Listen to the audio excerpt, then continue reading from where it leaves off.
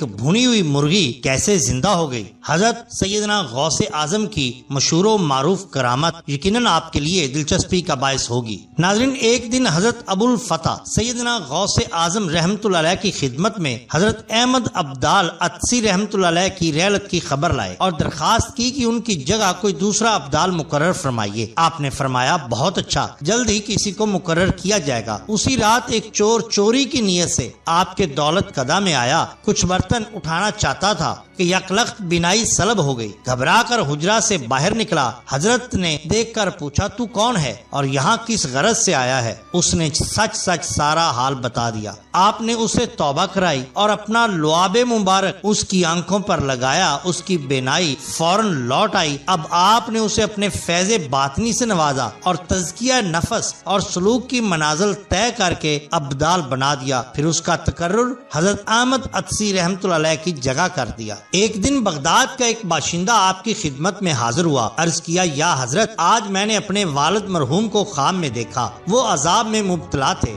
اور کہہ رہے تھے کہ شیخ عبد القادر جیلانی رحمت اللہ علیہ کی خدمت میں حاضر ہو کر میرے لیے دعائے مغفرت کرواؤ۔ آپ نے یہ سن کر نہایت خشوع و خضوع سے اس شخص کے والد کے حق میں دعا فرمائی۔ دوسرے دن وہ شخص پھر حاضر ہوا، کہنے لگا، یا حضرت، آج میں نے خواب میں اپنے والد کو نہایت عمدہ حالت میں دیکھا۔ وہ سبز لباس میں ملبوس تھے اور نہایت شاداں و فرحاں تھے۔ انہوں نے مجھے بتایا کہ اللہ تعالیٰ نے شیخ عبد القادر جیلانی رحمت اللہ علیہ کی دعا کی بدولت مجھے عذاب قبر سے نجات دی اور اپنی رحمتوں سے نوازا۔ ایک دفعہ کا ذکر ہے کہ دریائے دجلہ میں خوفناک سیلاب آیا اور پانی دریا کے کناروں سے اچھل کر بغداد کی طرف بہنے لگا۔ اہل بغداد گھبرا اٹھے اور سیدنا غوث اعظم رحمت اللہ علیہ کی خدمت میں حاضر ہو کر دعا کے خواستگار ہوئے۔ حضرت نے اسی وقت اپنا عصا لیا اور لوگوں کے ساتھ چل پڑے۔ دریا کے کنارے پہنچ کر اپنا عصائے مبارک وہاں گاڑ دیا اور فرمایا، بس یہیں رک جاؤ۔ آپ کا اتنا فرمانا تھا کہ طغیانی تھم گئی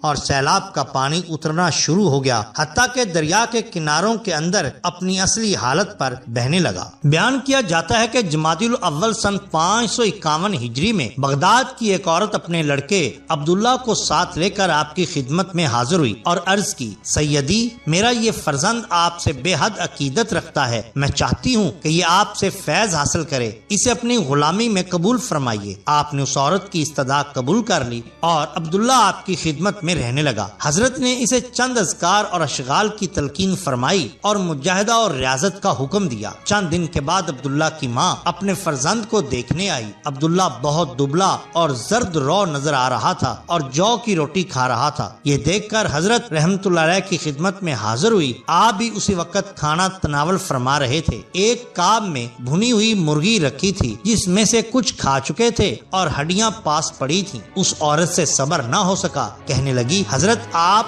خود تو مرغی کھاتے ہیں اور میرے بچے کو جو کی روٹی کھلاتے ہیں۔ یہ سن کر آپ نے اپنا ہاتھ مرغی کی ہڈیوں پر رکھا اور فرمایا، کھڑی ہو جا اس اللہ کے حکم سے جو بوسیدہ ہڈیوں کو بھی زندہ کر دیتا ہے۔ آپ کا اتنا فرمانا تھا کہ مرغی زندہ ہو کر اٹھ کھڑی ہوئی اور بولنے لگی۔ وہ عورت سکتے میں آ گئی۔ آپ رحمت اللہ علیہ نے اس سے مخاطب ہو کر فرمایا، تیرا لڑکا جب اس درجہ پر پہنچ جائے گا اس وقت جو جی چاہے کھائے، اس وقت اس کے لیے جو کی روٹی ہی مناسب ہے۔ وہ عورت بہت نادم ہوئی اور اپنی غلطی پر پشیمان ہوئی اور معافی طلب کی۔ کہا جاتا ہے کہ آپ کے خادم شیخ ابو عبداللہ محمد بن ابو الفتح الحروی رحمت اللہ علیہ کا بیان ہے کہ حضرت مجھے ہمیشہ محمد طویل کے نام سے پکارا کرتے تھے، حالانکہ میرا قد طویل نہیں تھا۔ ایک دن میں نے عرض کی، سیدی، میں تو لوگوں سے چھوٹا ہوں، آپ مجھے طویل فرماتے ہیں؟ فرمایا، تو طویل العمر ہے۔ چنانچہ ایسا ہی ہوا۔ شیخ ابو محمد عبداللہ 137 برس تک جیے اور دور دراز مقامات کی سیاحت کی اور بلند مرتبہ پایا۔ محترم ناظرین، یہ شان ہوتی ہے اولیاء اللہ کی۔ اگر آپ کو